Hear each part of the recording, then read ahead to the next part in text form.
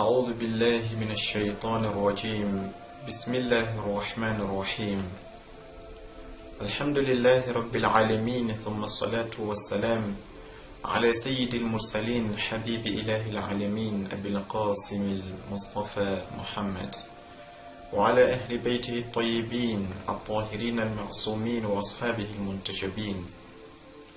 Chers musulmans du monde entier, assalamu alaikum wa rahmatullahi ta'ala wa barakatuh. L'islam nous apprend que depuis notre père Adam jusqu'à notre bien-aimé Mohammed sallallahu alayhi wa sallam, Dieu a envoyé 124 000 prophètes. Parmi ces 124 000 prophètes, Dieu a élu 313 envoyés. Dans ce groupe de 313 envoyés, Dieu a choisi 5 personnes et les a nommées dans le Saint-Coran Ulul Azm, autrement dit les détenteurs de la fermeté. Le prophète Nuh alayhi salam, le prophète Ibrahim alayhi salam, le prophète Moussa alayhi salam, le prophète Isa alayhi salam et le prophète Mohammed sallallahu alayhi wa sallam. Parmi ces 5 personnes qui constituent l'élite de la création, Dieu a choisi une personne exceptionnelle. Dieu l'a qualifié de son bien-aimé, son élu et son préféré dans toute la création, et il l'a nommé Mohammed sallallahu alayhi wa sallam. Mais le prophète Mohammed sallallahu alayhi wa sallam, avec toute cette place qu'il occupe chez Dieu, avec toute cette notoriété, cette grandeur et ce privilège, reste ignoré par la plupart des personnes qui se considèrent comme étant les adeptes de ce même prophète. Les musulmans, dans leur généralité et dans leur majorité, malheureusement, ne connaissent de leur prophète que quelques flashs, quelques passages, un point par-ci, un point par-là. Mais quand tu leur demandes réellement, parle-nous de ton prophète, peu vont te répondre. Ils ont pourtant lu l'histoire de Bonaparte, l'histoire de n'importe quel autre philosophe, l'histoire de plein de scientifiques. Ils connaissent la vie des joueurs par cœur, ils connaissent la vie des acteurs par cœur, mais demande-leur de te citer le nom de 3 épouses de leur prophète. Demande-leur de te citer le nom de 2 enfants de leur prophète. Demande-leur prophète avec combien d'enfants. Peu d'entre eux seront aptes à te répondre. Or, le messager de Dieu nous a dit de façon claire et nette: La yu'minu ahadukum hatta akuna ahabba ilayhi min nafsi. Le messager a dit sallallahu alayhi wa sallam: personne parmi vous qui êtes de ma communauté n'atteindra la sincérité et la réalité de la foi tant que moi, Mohammed, je ne serai pas plus aimé chez lui qu'il n'aime sa propre personne. Comment vas-tu aimer quelqu'un que tu ne connais pas? Un exemple pratique: tous les jours nous suivons à la télévision des décès. Nous entendons à la radio, au journal, la nécrologie. Nous lisons dans les journaux, dans la presse écrite, télévisée, audiovisuelle, partout, qu'il y a des morts partout dans le monde entier. Mais si vous regardez quel est l'impact de ces morts sur votre cœur, disons c'est quasi inexistant. Tandis que quand un proche parent meurt aujourd'hui, que Dieu nous en préserve, nous voyons automatiquement l'affectation. Nous ressentons l'impact dans notre cœur. Pourquoi? Parce que nous connaissons la personne qui est décédée. Nous allons à l'hôpital, nous traversons plusieurs lits, plusieurs personnes qui sont peut-être plus graves que notre malade que nous venons visiter. Mais comme nous ne connaissons pas ces personnes, nous ne prêtons même pas attention à leur douleur. Pourquoi? Parce que nous n'avons pas un lien de proximité, nous ne les connaissons pas. Alors comment pouvons-nous prétendre aimer le messager de Dieu sans le connaître? C'est là l'un des véritables problèmes du monde musulman aujourd'hui. Pourquoi nos enfants, quand ils grandissent, ils prennent pour exemple les joueurs, les acteurs, les stars, les chanteurs? Pourquoi? Parce que ce sont ces gens-là qu'ils connaissent. C'est cela que le monde, l'entourage, la télévision, les parents, c'est cela qu'on leur a montré. Ils ne connaissent pas le prophète Mohammed. Or, le prophète avait su ce danger. Voilà plus d'un millénaire et demi qu'il avait dit, sallallahu alayhi wa sallam, Addibu awladakum bi thalath, hubbu nabiyikum, wa hubbu ahli bayti, wa tilawatul Qur'an. Il avait dit à tous les musulmans, éduquez vos enfants par trois choses.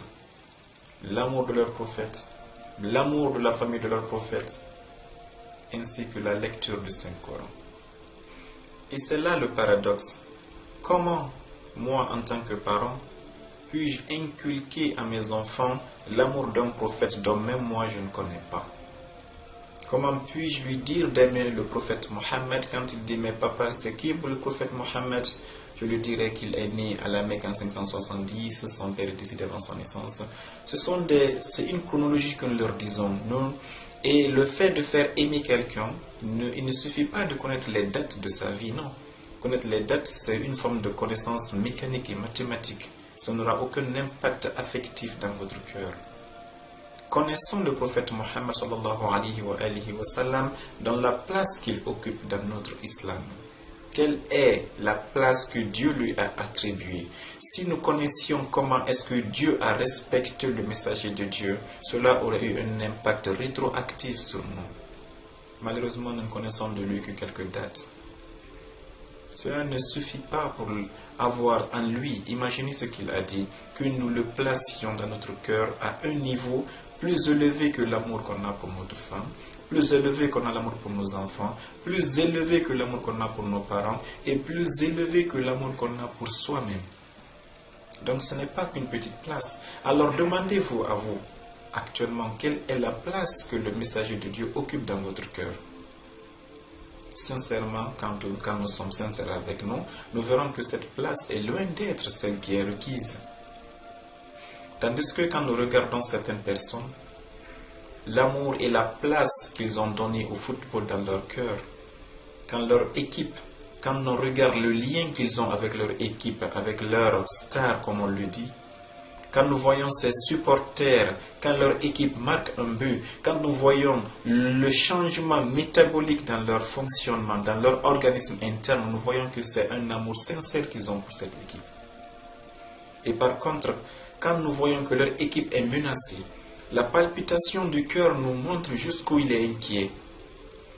Ces réactions biologiques qui se réalisent en nous ne sont que les reflets et les résultats de l'amour que nous avons pour cette équipe. Alors, prenez cet amour pour cet acteur, pour cette star, pour ce chanteur, pour cette équipe footballistique et comparez cet amour à l'amour que vous avez pour votre prophète Mohammed sallallahu alayhi wa sallam. Vous voyez l'écart? Alors, qu'est-ce que nous allons dire à Dieu le jour de la résurrection? En nous comportant ainsi, il y a un verset du Saint-Coran qui nous sert au coup de manière directe et inévitable. Le verset du Saint-Coran dans lequel Dieu dit A'udhu billahi minash shaitanir rajim Bal tu'thiruna al-hayata ad-dunya. Dieu dit exactement, ton peuple, ô Mohammed, vous qui êtes les adeptes du prophète Mohammed, vous avez privilégié, vous avez préféré et vous avez mis au-dessus la vie de ce bas monde. Nous nous attachons aux femmes, nous nous attachons aux jeux, au plaisir de ce bas monde, aux loisirs, aux découvertes et à tout ce que nous avons comme passion et nous oublions le Saint-Coran, nous oublions Dieu, nous oublions le prophète Mohammed sallallahu alayhi wa sallam. L'islam ne rejette pas que l'homme soit connecté au monde. L'islam te dit que cette connexion ne serve pas de voile et de barrière pour t'empêcher d'atteindre la perfection que Dieu attend de toi. Ainsi, c'est dans l'objectif de pallier à ce problème et de combler ce manque que nous avons l'intention d'amorcer avec vous une série d'épisodes. Parlant de quoi? Du messager de Dieu. Qui est-il? Quelle est la place qu'il occupe dans l'islam et comment est-ce que nous devrions apprendre à l'aimer? Autrement dit, quelles sont les connaissances qu'on doit avoir sur le prophète Mohammed afin que nous puissions le placer en considération, en respect et en amour plus que nous n'aimons notre propre personne. Inch'Allah ta'ala, avec l'aide de Dieu, nous comptons vous retrouver dans d'autres épisodes afin de pouvoir amorcer et répondre à la question inéluctable qui dit qui est le prophète Mohammed sallallahu alayhi wa alihi wa sallam.